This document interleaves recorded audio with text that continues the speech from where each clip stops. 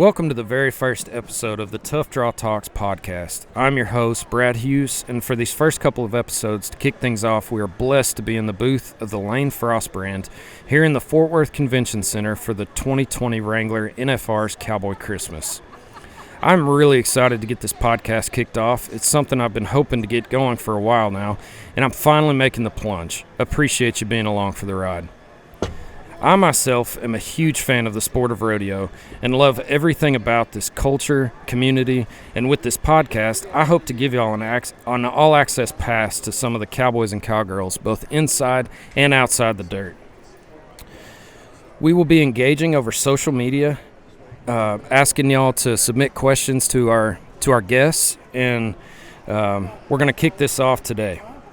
With today's episode, we have the man behind kickstarting me on this venture by providing me a space to do so, Stetson Frost of the Lane Frost brand. If you don't know about the Lane Frost brand, you need to check out all their gear and what they're doing for the sport of rodeo, all in honor of one of the greatest cowboys the sport has ever known, Lane Frost. From his world championships to his tragic death in Cheyenne, Lane's story has been immortalized in several ways, and throughout my journey of creating content for the sport and the culture, I've been fortunate to get to know Stetson and the Frost family. Stetson, how are you doing today, man? I'm good. How are you? Man, I'm doing all right. A little shaking the jitters off, trying to, get loose on this first one this morning. Yeah. How's everything going in your booth? It's going good. Honestly, I'm impressed. I mean, yesterday's numbers about average on the first day, but sales-wise, they were higher than I've ever had in Vegas on the first day. So that's great. Well, so this is the first test run. So we may crash and burn, we may not, but let's jump in. We'll just start things off with some little rapid fire. And you and I know each other pretty well, so this should be pretty easy. All right, so if you could meet one person, dead or alive, who would that be? Probably be Clint Eastwood. Clint Eastwood. Yeah. Like it. Big fan. Dirty Harry. Mm-hmm. All right, if you could be the best at anything, what would it be and why? Probably be the best at bringing people up. And how I'm trying to mean that is, helping people build confidence, when people are down, kind of be a positive light for people. There you go. Very cool. Very cool.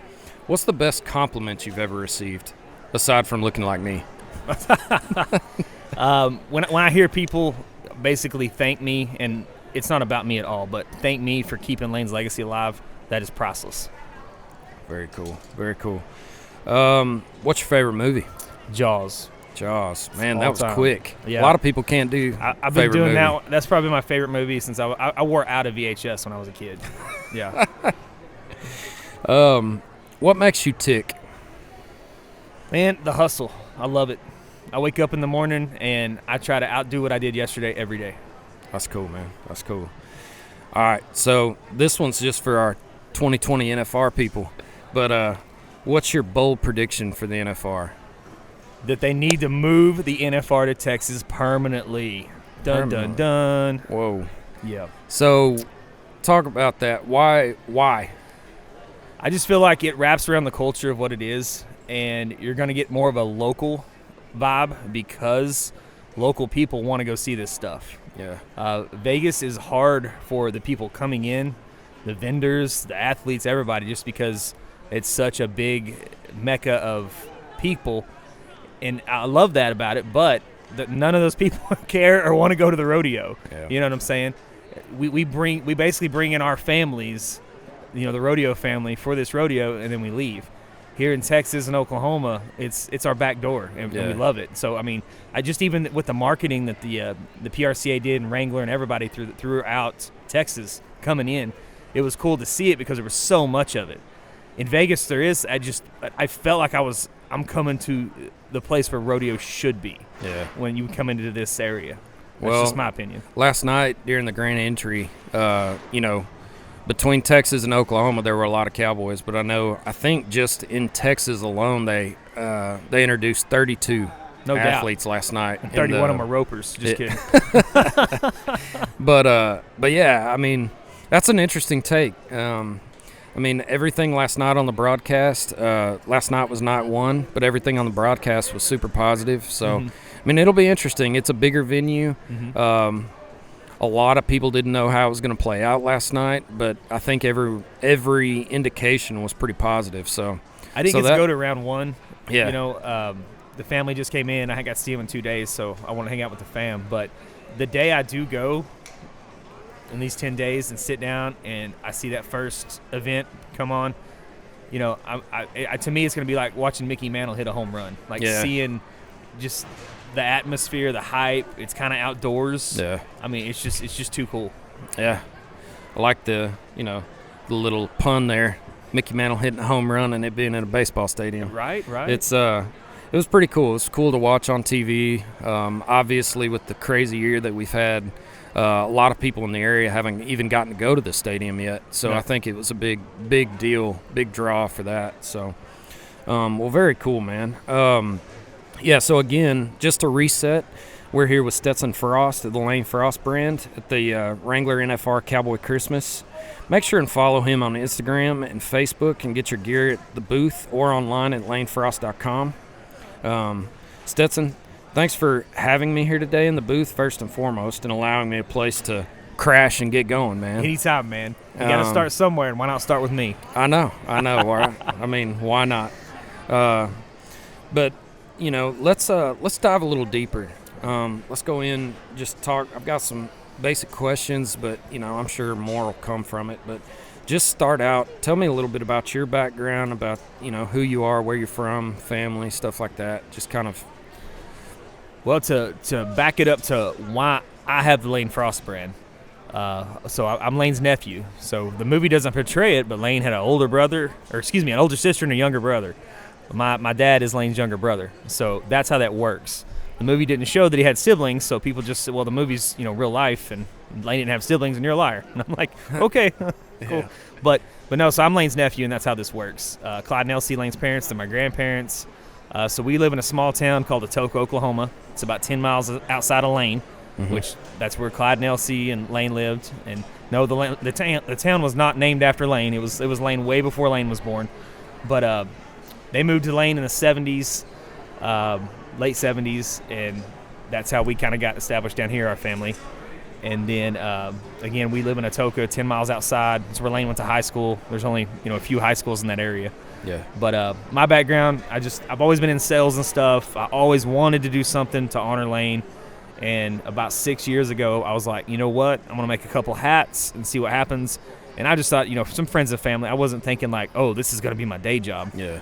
And lo and behold, it kind of blew up overnight, and here we are 6 years later, and I'm running a hamster wheel. That's all I do is run a hamster wheel. Didn't you do it for a family reunion? Wasn't that the original start? No, I just made it to just kind of some family members. Yeah, just kind of have some hats for some friends and myself, cool. And you know, obviously I was like, oh, I'll sell a few here and there. You know, it would never be something that would take off, and not that I didn't think Lane was worth the brand of taking off. It's just I didn't know what the future held. I didn't know anything on that, and we've been blessed and had a lot of favor. I feel like favor is what's pushed this. Definitely.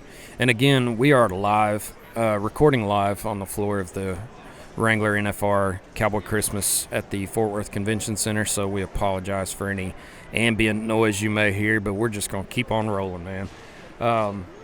So you kind of hinted at it, but what's it like being related to Lane? Because again, you kind of alluded to the movie kind of painted everyone's perception of reality, but you know, are there any other kind of stories or anecdotes you could share about things that have maybe happened just having the Frost name? I mean, it's an honor, honestly, to be a nephew, you know, of a legend like that. You know, I was pretty much a baby when he passed away, so it's an honor to hear the stories. You know, if you catch a friend of his back in our hometown that went to high school with him, or he one of his old rodeo buddies like Tuff or somebody, you know, it's so cool to hear the stories they have outside of the obvious. You know, we went to this event, he rode this, scored this, but just the real life stories. That's always cool to hear. And so it's an honor. Like I said, I wake up every day, even with this business, and I'm just like, wow, we're blessed. Yeah. You know. I just provide a vehicle for Lane's fans. He did all the work. Yeah.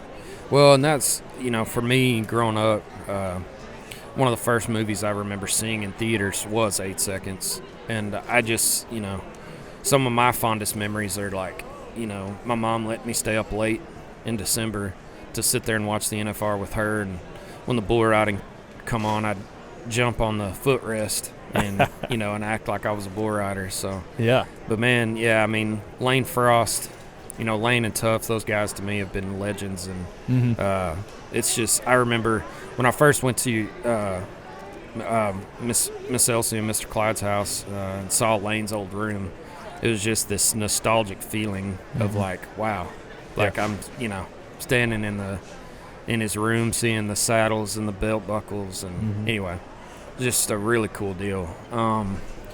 So yeah, I mean, as a fan, I'm very thankful for what you're doing for not only Lane's legacy, but for the sport in general, of kind of remembering that past hero, because in a lot of ways he was. All right, so you have Frost blood in you.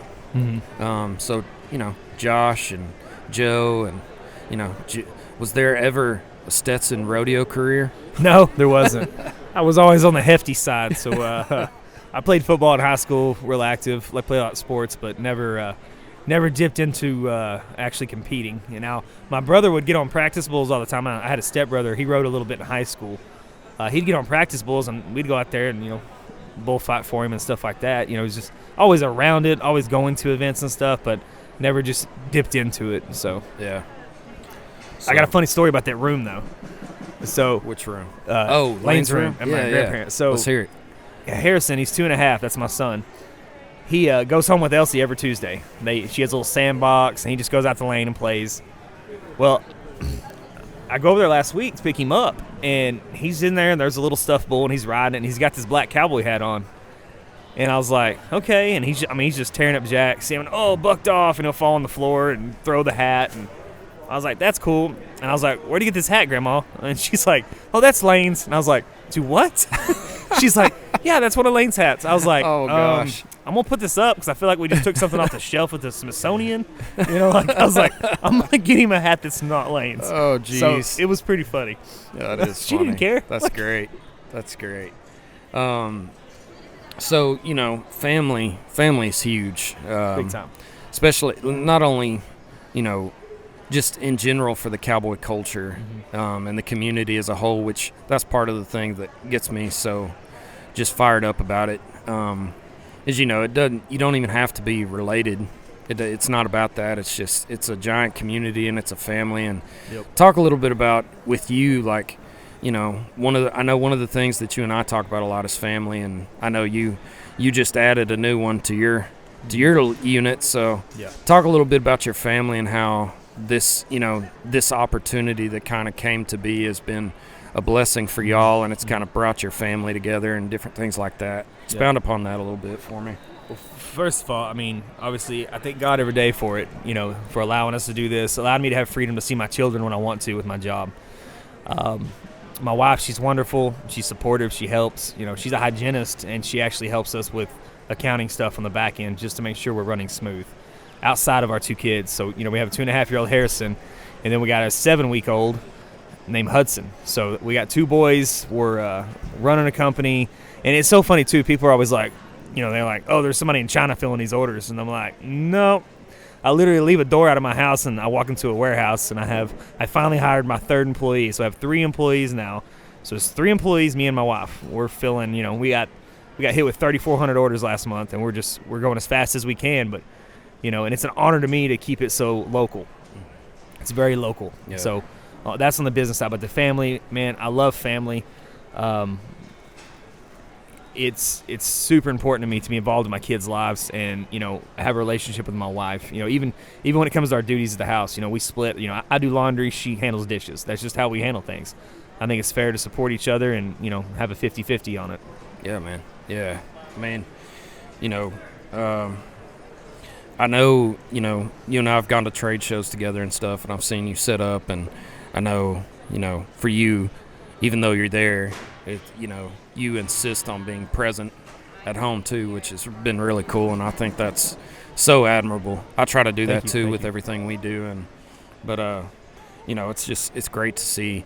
Talk a little bit about the ministry side of everything with the Lane Frost brand, and since the movie 8 Seconds, and kind of Clyde and Elsie's mission, and how with you and through Lane Frost brand, you continue to try to grab that light. I mean, one of the things you said that if you could be the best at, it's being that light, and I took that to mean not only personally for people and lift people up and be encouraging, but also be that light for Christ. Like I know that Clyde and Elsie push and probably have really pushed upon you as well. So talk a little bit about that and your faith and what you try to do with this through that.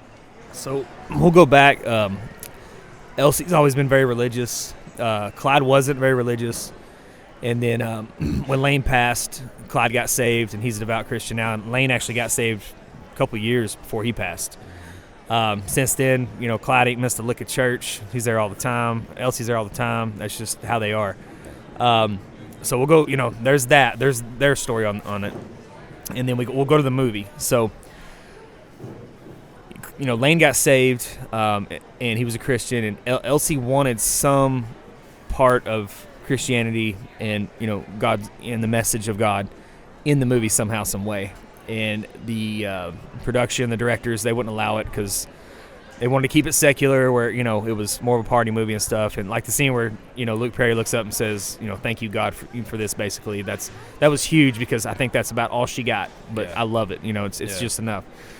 Well, it just, kind of crushed Elsie that she wasn't able to, do more with that or anything. And it kind of snowballed in a positive way. Yeah. So how they portrayed that basically Clyde was, Lane was never good enough, never loved him, enough, because he, could always done better. They portrayed him like that in the movie, more so for Hollywood. He was rough around the edges, but, he loved his kids, and that snowballed in such a positive way. It made parents, mothers and daughters and fathers and sons look at their relationships and be like, wow, I could lose my child, and we're on the outs. Yeah. So sure. They had letters and people walk up to him through the years, like tons and tons. I mean, that's amazing. Basically saying, we mended our relationship watching that movie. Yeah. Even though it was not a true representation, what it did was it made people, it was like a light bulb. I need to, get over whatever's bothering me with my son or my daughter, make or things better. My wife or my cousin or whatever, and we need to mend that relationship and have it. Yeah. So on that part, that was huge, because they thought, okay, this is just not going to go well, because we didn't get any message of positivity across about Jesus, about, who Lane was. Yeah. So that was awesome on that part.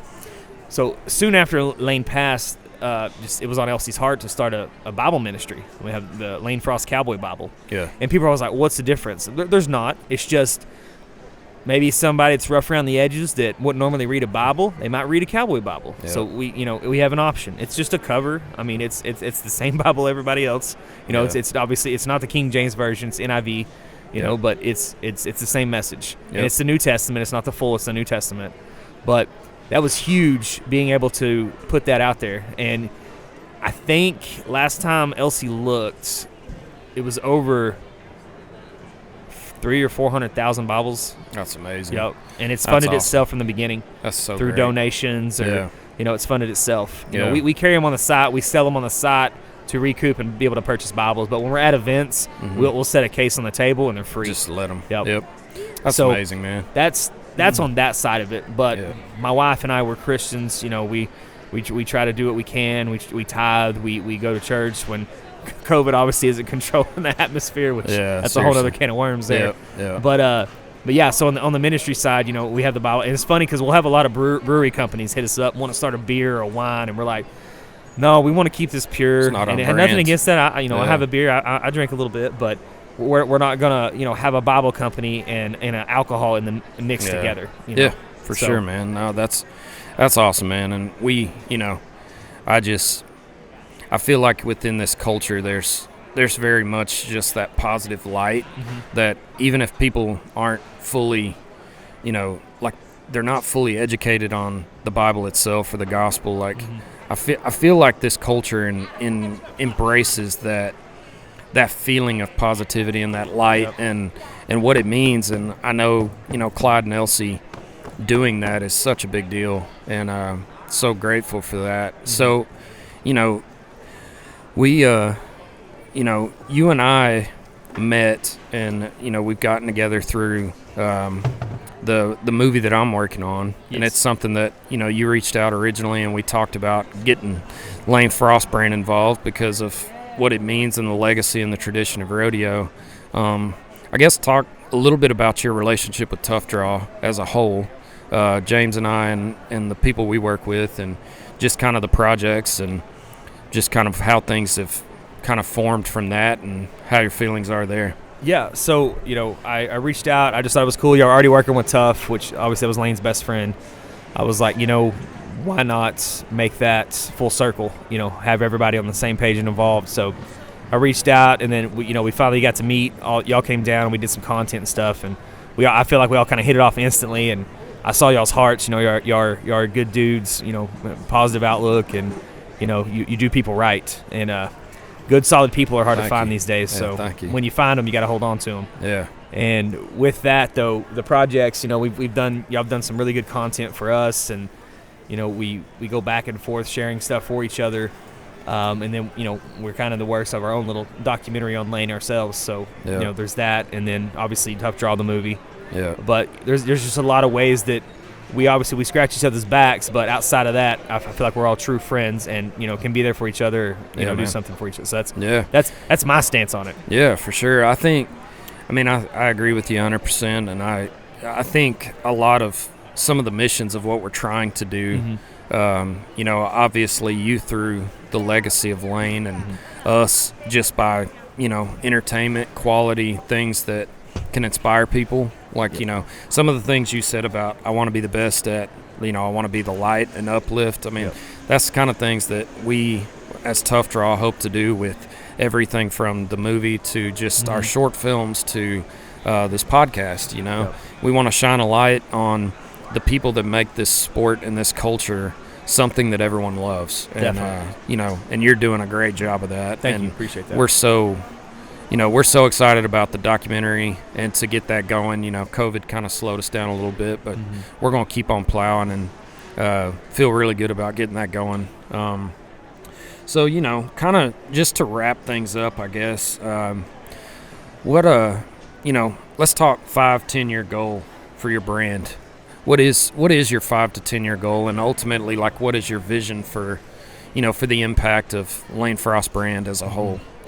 Sustainability, that's a big thing. We're finally to a point where the brand is out there enough that we obviously push it, but people know it's there. So my job now is to keep fresh content coming out, new materials, new products, good, clean, fun. So my job is to kind of feed the machine. The machine's already rolling, so now I've just got to keep feeding it and taking care of it. And that's where, on a long-term plan, we're building a facility right now. We're building a 40 by 80 two-story warehouse, and that's going to change the whole culture. One, we're not having to shimmy around boxes and move like 40, 50 boxes a morning just to start filling orders. Yeah. Because we've maxed out our facilities right now. For sure. That's gonna change the game where we can branch out. More outerwear, more unique things to our demographic. The kid market. We have a lot of people that reach out wanting children's stuff, and children's a hard market on the clothing side because you'll get it in and you'll kind of sit on that stuff a little bit until kind of holiday seasons and things. But with the facilities we'll have now, we can carry more children's stuff, which would be huge on the first note. But my 5-10 year would obviously be, making this brand bigger. I want that LF to be strong enough that that's all it needs to be on a T-shirt, and what's up. Yeah, when someone sees somebody walking down the street with a 3-inch LF on a shirt and nothing else, they're like, "That's Lane Frost. That's character. That's hard work." Yeah. That's the message we're pushing. We're not. I'm not here to push. If you don't like bull riding, then screw you. This is bigger than that. Yeah. I want you to look at Lane's character. I want you to look how he carried himself. I want you to look how you're supposed to act and handle things and hard work. Well, you can tell who's working out and who's not when they get on a bull. Yeah. And Lane was all about that. But I keep circling the wagons here, but on that, the 5-10 year plan is just keep hustling, keep growing, and keep treating people right. That's what it is. Well, man, it's growing because, James and I have gone, we filmed some music festival stuff down in Key West, and we wear our LF stuff, and, man, we get recognized all the time. That's awesome. I think it wasn't last year because they didn't have it this past year, but year before we both had LF hats on, and I bet we easily got asked, identified 3 or 4 times for that. And then my wife and I followed up my Key West trip we took our first vacation in forever, went to Orlando, and I think I was at Disney World, Universal, not Disney World, Universal Studios, and somebody recognized it there too. That's cool. So it's getting there. That's cool. Getting there, and I think with everything you're doing and your focus on always doing the right thing and doing it the right way, and keeping your community close, working with us and us working together and helping each other and hopefully getting this dock going. I think it'll definitely get there, and you're doing an awesome thing for this community, man. I appreciate it. But man, you have anything else you want to add to the fans? Hopefully the people that are listening to this are just fans of the sport of rodeo and cowboy culture. So anything you want to say or add? Man, just, in your own life, whatever you're doing, hustle. If it's not what you want to be doing for your job, find something else. But whatever you do, be your best at it. I mean, that's all I can really say to, Amen to that, man. To motivate. Yeah. Well, thank you very much for not only being the guest for the first episode, but also pushing me over the ledge. I appreciate you, man. I remember when you called, you were like, hey, so, you've been talking about that podcast for a while, and I'm not trying to pressure you. Yeah. But, but you want to do it? Yeah. And I'm like, so thank you for giving me that nudge off the ledge, and hopefully we can get this thing going. I know you're busy. Sorry. I'm like, he's not busy. He ain't got two little kids and a wife and a business to run. Nothing. He can start a podcast too. No big deal. No, but this was fun. I enjoyed this, and I appreciate you being on. So anytime, man. And thank you for the space. And again, this is episode 1 of Tough Draw Talks, and we are recording live on the floor of Cowboy Christmas here at the 2020 Wrangler NFR at the Fort Worth Convention Center in the booth of Lane Frost brand. Remind people where they can find Lane Frost brand stuff just before we sign off here. Okay. Well, while we're here at Cowboy Christmas for the finals, we're at the Fort Worth Convention Center. We're booth 546. Come see us. We did some NFR kind of finals hoodies and T-shirts, and they say Arlington on them where it's actually at. I heard all the official NFR gear said Vegas. That must be nice when you make stuff 6 months in advance, I guess. But so that's that. But lanefrostbrand.com, actually lanefrost.com. You can get there either way. On social media, Facebook, Instagram, Twitter, TikTok. It's just Lane Frost brand across the board. Oh man, TikTok, yeah. Are you doing any dances for us? No. We post some stuff for Lane, and if any of our influencers or models want to do something, sweet. I'll break the internet, not in a good way if I get on there. So there you go. Well, cool, man. Well, again, thank you very much for being on the podcast, and everyone at home, thank you for listening. Give us a follow at Tough Draw on Instagram. We are going to slowly but surely get the Tough Draw Talks Instagram and Facebook pages going as well, so be sure and follow us along there. And in the meantime, enjoy the ride.